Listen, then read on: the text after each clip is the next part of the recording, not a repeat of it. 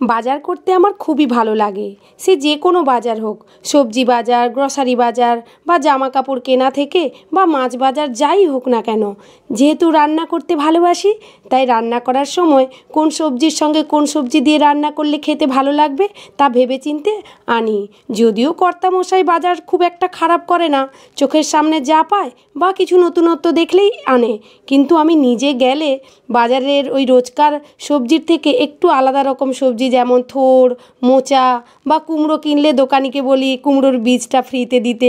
তো এইভাবে আমার কেনাকাটাটা একটু অন্যরকম। আর গ্রসারি বাজারের সময় পুরো লিস্টটাই আমি বানাই, কেননা আমি কোন মশলা কোন রান্নাতে দেব আর তাতে কোনটাতে টেস্ট ভালো হবে সেটা আমিই ভালো করে বুঝতে পারি। যেহেতু আমিই রান্না করি তাই মাঝে মধ্যে কর্তামশাইকে লিস্ট করে দিয়ে দিই, না হলে প্রায় আমিই বাজার করতে যাই কর্তামশাইয়ের সঙ্গে। তবে আমার খুব ভালো লাগে গ্রসারি বাজার করতে, সবজি বাজার করতে, সব কিছু বাজার করতে। আর ছেলে মেয়েকে মাঝে মধ্যেও নিয়ে যাই, ওদেরও খুব ভালো লাগে, ওদের পছন্দ মতো কিছু জিনিসও কিনে নেয়। ভাবছি এত বড় চালের প্যাকেটটা নিয়ে ভুল করলাম কিনা, কেননা সামনেই বর্ষাকাল। এত বড় চালের প্যাকেটটাকে কেটে ফেলার পর যদি শেষ করতে না পারি তাহলে কিন্তু পোকা লেগে যেতে পারে।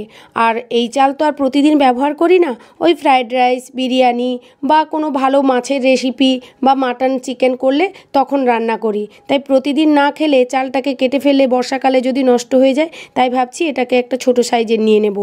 আর যে কোনো জিনিস কেনার সময় আমি ডেটটা কিন্তু অবশ্যই দেখে নিই, কেননা এক্সপায়ার হয়ে যাওয়ার জিনিস নিলে ওটা ব্যবহার করতে পারবো না, তখন আবার আমাকে দোকানে এসে চেঞ্জ করার একটা ব্যাপার থাকবে, ঝামেলা থাকবে। তাই আমি সবসময় বাজার করার সময় ডেটগুলোকে দেখে নিই।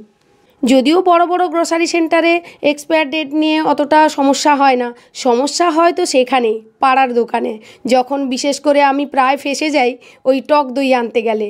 তাড়াহুড়ো করে টক দই আনতে গেলাম আর দোকানি কাকু কী করলো, সেও হয়তো জেনে হোক কি না জেনে হোক ঠিক ডেট চলে গেছে এরকম দইয়ের প্যাকেট দিয়ে দিল। আর বাড়িতে এসে কাটতে যাব, ঠিক সেই সময় দেখবো যে যা এক্সপায়ার হয়ে গেছে, তখন আবার দৌড়তে থাকি দোকানে।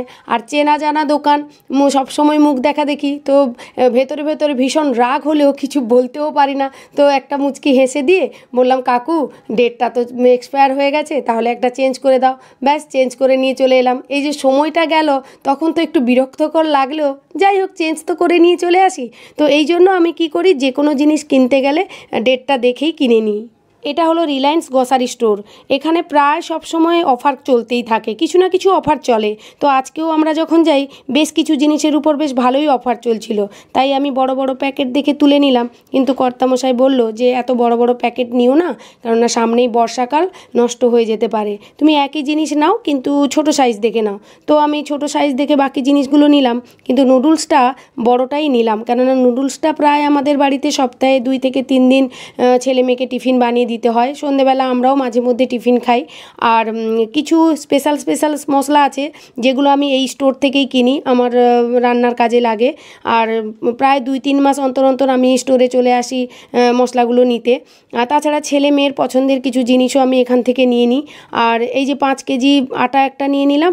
আটাটা আমাদের বাড়িতে খুব লাগে, বিশেষ করে সকালবেলা প্রায় প্রতিদিনই আটা রুটি খাওয়া হয়, আর রাত্রিবেলা ছেলে মেয়ে রুটি খায়। তো তাই 5 কেজি আটাটা নিয়ে নিলাম। আটা নষ্ট হবে না, কেন যেহেতু প্রতিদিনই ব্যবহার করা হবে। আর তাছাড়া আরও অন্যান্য কিছু মশলাপাতিও নিয়ে নিলাম। তো আমি এখানে এলে সারা মাসের গ্রসারি বাজারটাই করে নিয়ে চলে যাই। আর যেহেতু বাজার করতে আমার ভালো লাগে তাই আমি তো সুযোগ পেলে আর ছাড়ি কোথায়। শুধু গ্রসারি বাজারে থেমে থাকি না, কিছু ঘর সাজানোর জিনিসপত্র বা নিত্য প্রয়োজনীয় কিছু জিনিসপত্র কেনার থাকলে সেগুলোও নিয়ে নিই।